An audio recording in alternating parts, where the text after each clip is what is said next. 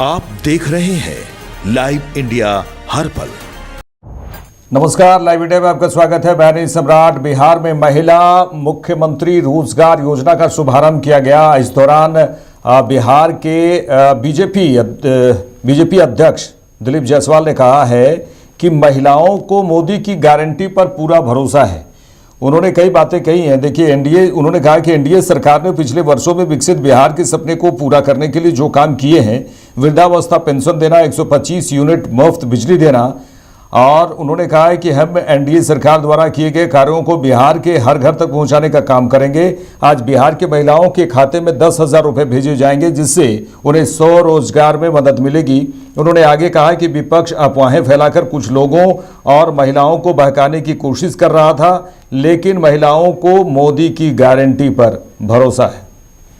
4 रथ LED भान जनता के बीच भेजा जा रहा है। एनडीए सरकार ने जो विगत वर्षों में काम किया है, विकसित बिहार के सपना को पूरा करने का प्रयास किया है, और जिस तरह से रोड, बिजली और डिफरेंट अलग अलग तरीके से जो है विकसित बिहार के लिए, और लोगों को वृद्धावस्था पेंशन बढ़ाना, 125 यूनिट बिजली फ्री करना, महिलाओं के अकाउंट में 10,000 रुपया भेजना, तो जो सरकार ने काम किया है हम उसको घर घर तक पहुंचाएंगे और मतदाता को और उनके बीच जा करके फिर से एनडीए सरकार भारी बहुमत से बनाए, उसके लिए हम लोग जो है उनसे अनुरोध करेंगे। आज प्रधानमंत्री श्री नरेंद्र मोदी जी और बिहार के मुख्यमंत्री श्री नीतीश कुमार जी के कर कमलों से बिहार के प्रत्येक महिला को, आज 75 लाख महिला को जाएगा, और ये धीरे धीरे सभी महिला के अकाउंट में स्वरोजगार के लिए जाएगा, और 10,000 रुपया प्रत्येक महिला के अकाउंट में बिहार सरकार आज भेज रही है। और यह महिलाओं को सशक्तिकरण का ऐतिहासिक कदम है। और इसके बाद उनको 2 लाख रुपया और स्वरोजगार के लिए दिया जाएगा, यानी प्रत्येक महिला के अकाउंट में ये 10,000 और 2 लाख, और महिलाओं का सशक्तिकरण। बिहार जो है आगे बढ़ रहा है, रफ्तार पकड़ चुका है बिहार। विपक्ष के नेता तो कह रहे हैं कि सर पैसे दिए जाएंगे चुनाव से पहले, उसके बाद फिर वसूली किए जाएंगे, वापस ले लिए जाएंगे। ऐसा जो है, जो कोई बेवकूफ़ ही इस तरह की बात बोले कि सरकार कोई पैसा दे दे या फिर उसको वापस सरकार पैसा वापस करती है, ये सब भ्रमजाल और अफवाह फैलाकर विपक्ष कुछ लोगों को और महिलाओं को लुभाने का प्रयास कर रहा था।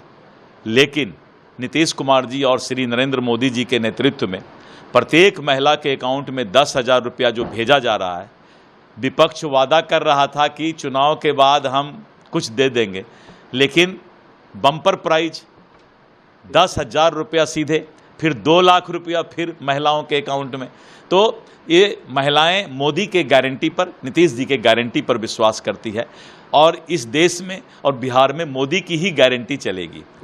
कांग्रेस सांसद प्रियंका गांधी वाड्रा का बिहार दौरा है आज, और इसी को लेकर कांग्रेस में पूरी तरह से कांग्रेस कार्यकर्ताओं में जबरदस्त उत्साह देखा जा रहा है। और वहीं केंद्रीय मंत्री गिरिराज सिंह ने इसको लेकर कहा है कि बिहार में कुछ नहीं होने वाला है कांग्रेस का। कांग्रेस सांसद प्रियंका गांधी वाड्रा का बिहार दौरे पर केंद्रीय मंत्री गिरिराज सिंह ने बड़ा बयान दिया है। उन्होंने कहा है कि वह चाहे जहां से शुरुआत करें, बिहार में उनका कुछ नहीं होने वाला है। कांग्रेस, राहुल गांधी, तेजस्वी यादव बिहार को अपमानित करने का काम किए, क्या प्रियंका गांधी वाड्रा क्या उसके लिए माफी मांगेगी?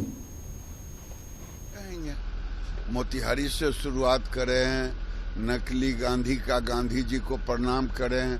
बिहार में कुछ नहीं होने वाला है। जो कांग्रेस, जो राहुल गांधी, जो तेजस्वी यादव बिहार को अपमानित करने का काम किए, क्या उसके लिए माफी मांगेंगी प्रियंका गांधी? जो कांग्रेस रेवंत रेड्डी को ला करके, स्टालिन को ला करके, रेवंत रेड्डी ने बिहार को गाली दिया, रेवंत रेड्डी ने हिंदू और बिहारियों को गाली दिया, राहुल गांधी ने प्रधानमंत्री को, मां बहन को गाली दिलवाया मंच से, तेजस्वी यादव ने दिलवाया। क्या प्रियंका गांधी माफी मांगेंगे इसके लिए? देश की स्थिति, कांग्रेस अब धीरे धीरे नेतृत्व हो रहा है, एक तरह से अर्बन नक्सल के रूप में जा रहा है, जिसको देश प्रेम कम देशद्रोह ज्यादा दिख रहा है। एक तरफ केसरी यादव आज बेगूसराय पहुंच रहे हैं, दूसरी तरफ ओवैसी भी है। महाराष्ट्र सरकार के मंत्री छगन भुजबल ने महाराष्ट्र में जिस तरह से बारिश का जो कहर था उसी को लेकर उन्होंने कहा है कि महाराष्ट्र में बहुत बड़ा संकट आया और उन्होंने कहा कि उन्होंने देखिए बाढ़ प्रभावित इलाकों का दौरा भी किए, प्रभावित किसानों से मुलाकात की। महाराष्ट्र सरकार के मंत्री छगन भुजबल ने कहा कि अतिवृष्टि से फसल खराब हो गई है, बहुत सारे घर टूट गए, बहुत बड़ा संकट महाराष्ट्र पर आया है। राज्य और केंद्र सरकार किसानों को मदद करने में कोई कमी नहीं छोड़ेगी। देखो, महाराष्ट्र में जगह जगह पर जो है बहुत बड़ी पैमाने पर बारिश हुई है, जो हम लोग जो कहते हैं क्लाउड बस्टिंग, बादल जो है जो है टूट कर बरसते हैं, ऐसे जगह जगह पर जो है इतना पानी है। आप लोग देखा होगा अभी ये जो है यहाँ मकई है 3-4 फुट पानी उसमें है, जहाँ प्याज खेती वो तो पूरे पानी के नीचे है। सोयाबीन वो भी चला गया है।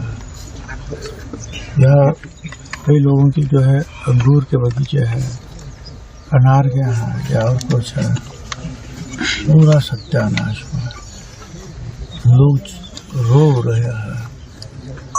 पुरुष जो है, प्रधानमंत्री नरेंद्र मोदी ने कहा है कि भारत अर्थव्यवस्था के मामले में काफी तेज गति से विकास कर रहा है और उन्होंने कहा कि भारत दुनिया का तीसरा सबसे बड़ा स्टार्टअप इकोसिस्टम है।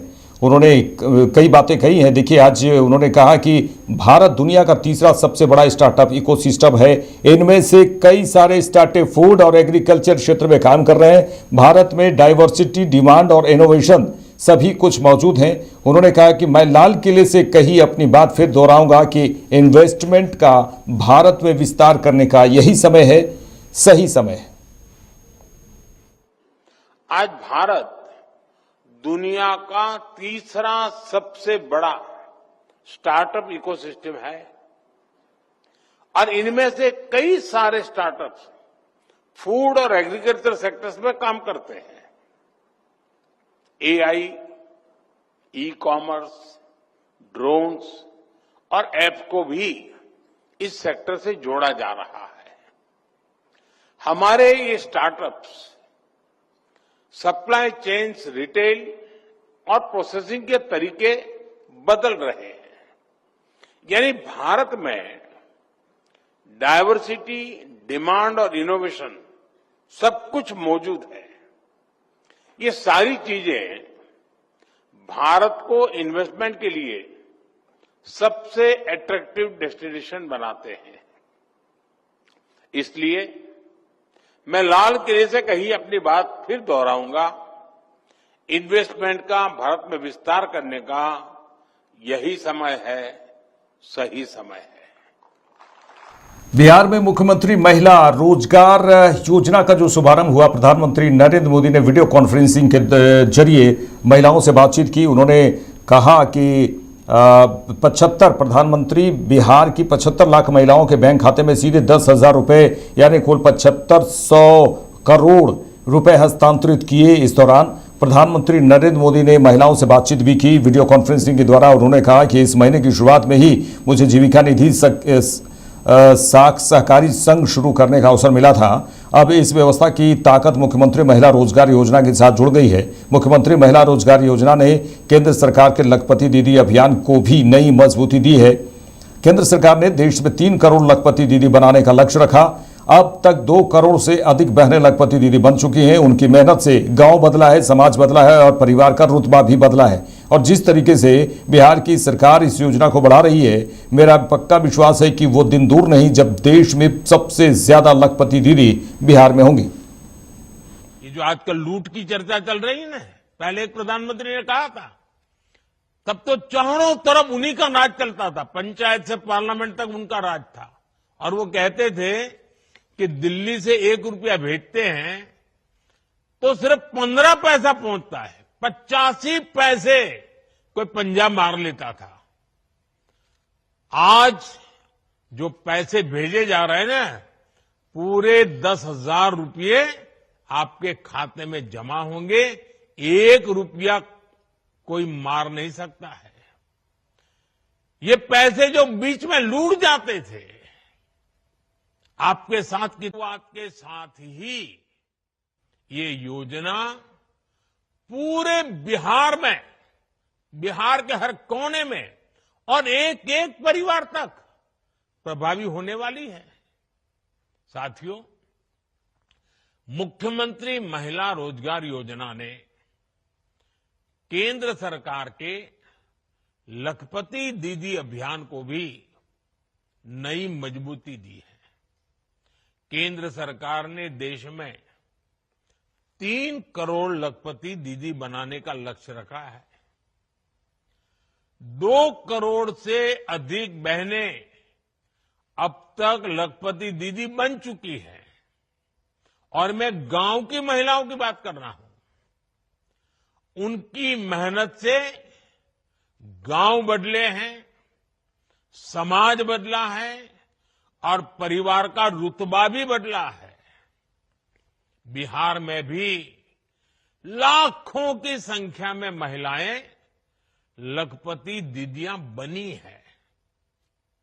और जिस तरीके से बिहार की डबल इंजन की सरकार इस योजना को आगे बढ़ा रही है, मेरा पक्का विश्वास है कि वो दिन दूर नहीं जब देश में सबसे ज्यादा लखपति दीदी अगर पूरे हिंदुस्तान में कहीं होगी तो आज तो मुझे लग रहा है कि ये ज्यादा से ज्यादा लखपति दीदी ये मेरे बिहार में ही होगी। केंद्रीय मंत्री रामदास अठावले ने एक बार फिर कांग्रेस पर हमला बोला है और खासकर राहुल गांधी पर उन्होंने निशाना साधा है। उन्होंने कहा है कि आजकल राजनीति पूरी तरह से उल्टी हो गई है, इसमें नैतिकता का नामो निशान नहीं है। बिहार, महाराष्ट्र में भी बहुत सी बेतुकी बातें की जा रही है, ऐसा पहले नहीं होता था। राहुल गांधी आरोप लगाने में माहिर हो गए, उन्होंने कहा, लेकिन इससे उनकी पार्टी को कोई फायदा नहीं है। अगर वे सच बोलते, अगर वे विपक्ष के नेता की भूमिका निभाने की कोशिश करते तो वे एक अच्छे नेता बन सकते, लेकिन वे झूठ बोल रहे हैं। वे प्रधानमंत्री नरेंद्र मोदी पर आरोप लगा रहे हैं, उनकी मां का अपमान करने वालों के खिलाफ कोई कार्रवाई नहीं की। राहुल गांधी के नेतृत्व में कांग्रेस का कोई भविष्य नहीं है। कि आजकल की राजनीति एकदम उल्टी हो गई है। मतलब राजनीति में नीतिमत्ता नजर नहीं आ रही है। एक दूसरे पर आरोप लगाने में बहुत ही ज्यादा टाइम वेस्ट हो रहा है। और मुझे लगता है कि बिहार में, हमारे महाराष्ट्र में भी मतलब बहुत सारी उल्टी सीधी बातें होती रहती है। तो पहले कुछ सालों के पहले ऐसा नहीं था। मतलब पॉलिटिकली तो विवाद होते हैं, लेकिन व्यक्तिगत विवाद कभी सामने नहीं आते थे। राहुल गांधी जी आरोप लगाने में भी एक्सपर्ट बन गए हैं। कोई भी विषय पर आरोप लगाते हैं और उसका उनके पार्टी को बिल्कुल फायदा नहीं है। उनकी इमेज को भी स्ट्रांग बनाने में उसका बिल्कुल फायदा नहीं है। सही बोलेंगे, सही दिशा से आगे बढ़ेंगे, एज अपोजिशन लीडर की जिम्मेदारी निभाने का प्रयत्न करेंगे तो अच्छे नेता आगे हो सकते हैं। लेकिन जहां तक मेरा अनुभव है उसके मुताबिक राहुल गांधी हमेशा झूठ बोल रहे हैं, आरोप बहुत ज्यादा लगा रहे हैं। नरेंद्र मोदी जी पर आरोप लगा रहे हैं। उनकी माता जी का अपमान करने वालों को भी कोई मतलब एक्शन नहीं हो रहा है।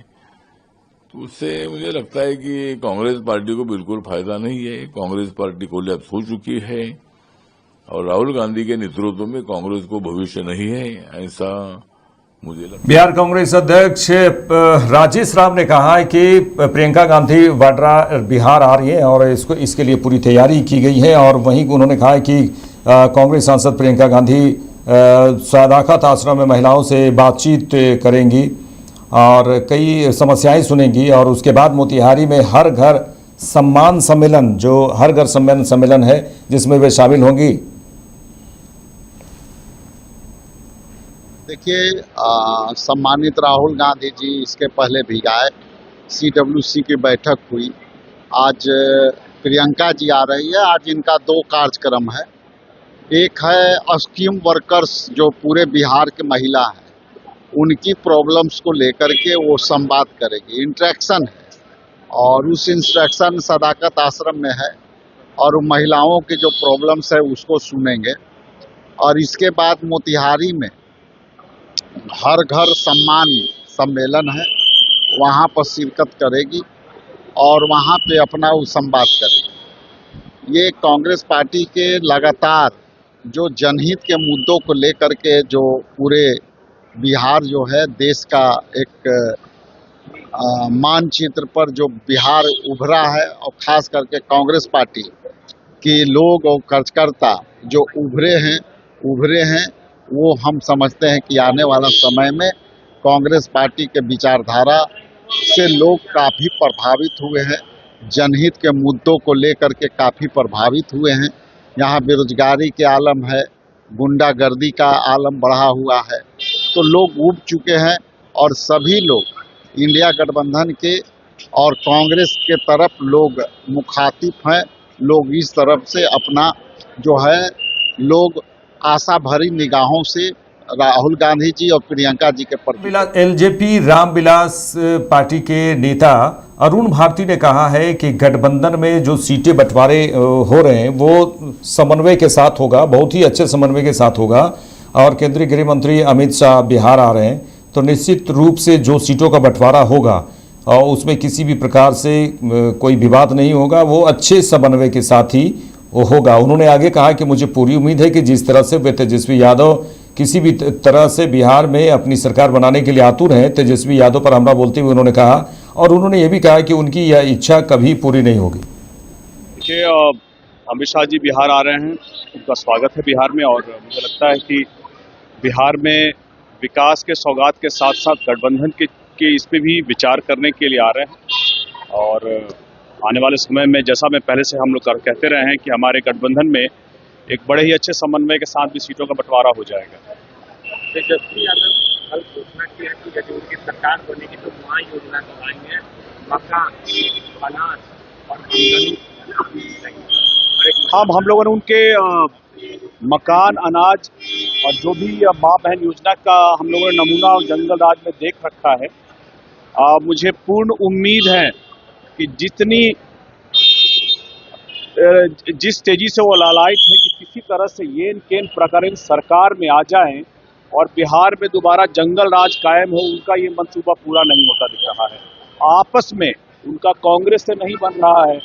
आज तक उनका अपना गठबंधन के अंदर राहुल जी को प्रधानमंत्री तो बना दिए, लेकिन राहुल जी उनको मुख्यमंत्री नहीं बना रहे। पहले आप आपस में तय कर ले, इसके बाद बिहार में सत्ता में आने के बारे में सोचेंगे। देखिए, अमित शाह जी बिहार आ रहे हैं, उनका स्वागत है बिहार में। भारतीय सेना में शामिल MiG-21 विमान, लड़ाकू विमान अब पूरी तरह से सेवा मुक्त हो गया है। रक्षा मंत्री राजनाथ सिंह समारोह में शामिल हुए और उसको लेकर एक समारोह का आयोजन किया गया। रक्षा मंत्री राजनाथ सिंह भारतीय वायुसेना में के MiG-21 लड़ाकू विमान बेड़े के सेवा मुक्त होने के समारोह में शामिल हुए। CDS general Anil Chauhan, COAS general Upendra Dwivedi और CNS एडमिरल दिनेश त्रिपाठी भी शामिल हुए। MiG-21 विमानों को 1963 में भारतीय वायुसेना में शामिल किया गया था और 63 वर्षों की सेवा के बाद आज इन्हें सेवा मुक्त कर दिया गया। तस्वीरें देखिए, ये तस्वीरें हैं जो भारतीय वायुसेना के MiG-21 लड़ाकू विमान जो बेड़े में काफ़ी समय से 63 वर्षों की सेवा दी है MiG-21 लड़ाकू विमान, और इस बेड़े में आज सेवा मुक्ति समारोह का आयोजन किया गया इसको लेकर। और आप जो तस्वीरें देख रहे हैं ये अद्भुत तस्वीरें हैं जहां इस दौरान केंद्रीय रक्षा मंत्री राजनाथ सिंह शामिल हुए और कई बड़े अधिकारी शामिल हुए। ये इस बेला पर जब MiG-21 लड़ाकू विमान बेड़े को सेवा मुक्त किया जा रहा है और इसको लेकर एक समारोह का आयोजन किया गया। CDS जनरल अनिल चौहान मौजूद रहे, COAS जनरल उपेंद्र द्विवेदी और CNS एडमिरल दिनेश के त्रिपाठी भी शामिल हुए। ये बता दें एक बड़ी बात, जहां MiG-21 विमान को कब शामिल किया गया था और क्यों सेवा मुक्त किया गया, और ये बात है। और देखिए 1963 में भारतीय वायुसेना में MiG-21 विमान को शामिल किया गया था और काफ़ी लंबे समय तक MiG-21 विमान रहा इस दौरान। और आपको बता दें कि 63 वर्षों की सेवा के बाद आज इन्हें सेवा से मुक्त कर दिया गया।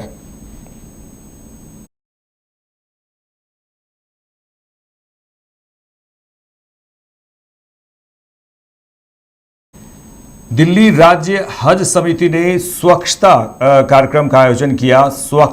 स्वच्छोत्सव का ये कार्यक्रम है और आपको देखिए तस्वीरें। स्वच्छता ही सेवा 2025 अभियान पूरे देश भर में हालांकि चल रहा है और ये जो तस्वीर आप देख रहे हैं वो दिल्ली राज्य हज समिति ने आयोजन किया है स्वच्छता अभियान का। दिल्ली हज समिति के अध्यक्ष हैं कौसर जहां। उन्होंने कहा कि आज दिल्ली राज्य हज समिति की ओर से स्वच्छता अभियान चलाया गया और हमारी कोशिश है कि लोगों में स्वच्छता को लेकर जागरूकता हो और हर नागरिक स्वच्छता को अपनी जिम्मेदारी समझे। छोटे छोटे प्रयास ही बड़ा बदलाव ला सकता है। आज हमने जो है दिल्ली स्टेट हज कमेटी में स्वच्छता अभियान हम कर रहे हैं और हमारी यही कोशिश है कि सब में जो है ये जागरूकता हो और हर नागरिक इसे अपनी जिम्मेदारी समझे, तभी तो एक स्वच्छ भारत का जो सपना है वो पूरा हो पाएगा। देखिए छोटे छोटे प्रयास ही जो है बड़ा बदलाव करने में सक्षम होते हैं। आज हमने जो है दिल्ली स्टेट हज कमेटी में स्वच्छता अभियान हम कर रहे हैं और हमारी यही कोशिश है कि सब में जो है ये जागरूकता हो और हर नागरिक इसे अपनी जिम्मेदारी समझे, तभी तो एक स्वच्छ भारत का जो सपना है वो पूरा हो पाएगा। देखिए छोटे छोटे प्रयास ही जो है बड़ा बदलाव करने में हाल ही में लेह में बहुत ज़्यादा हिंसात्मक आंदोलन हुआ, हिंसा वहां पर हुई है और लेह में हुई हिंसा पर लद्दाख के उपराज्यपाल कविंद्र गुप्ता ने कहा है कि इसको साजिश कहा जा सकता है, इसके पीछे किसी न किसी की साजिश है।